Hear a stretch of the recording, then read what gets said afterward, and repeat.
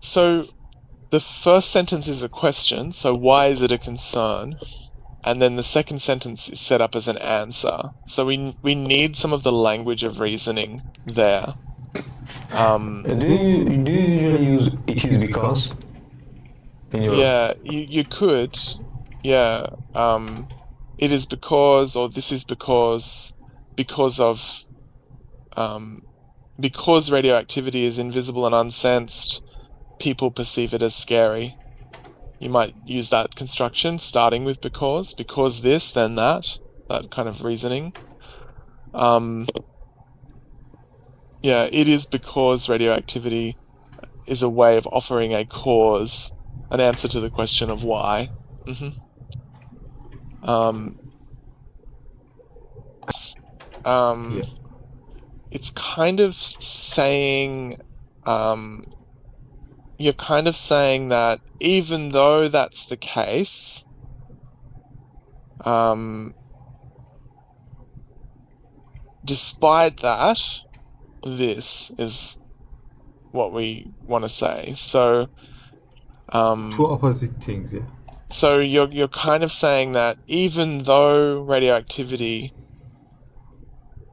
is invisible, we do know a lot about it. Setting up a kind of contrast between it.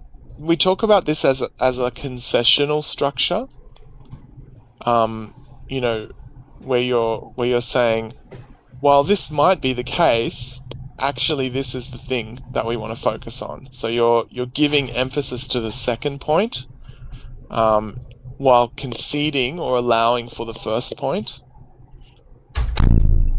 So that's why nevertheless is used there as a connecting adverb. Um, you might say, yeah, you could say something like, I I've studied for weeks and weeks. Um, in spite of that, or nevertheless, I did not pass. So you could use it in an example like that. Um, but you might say something more like,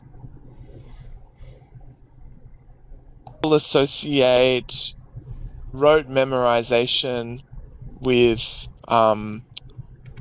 success in exams.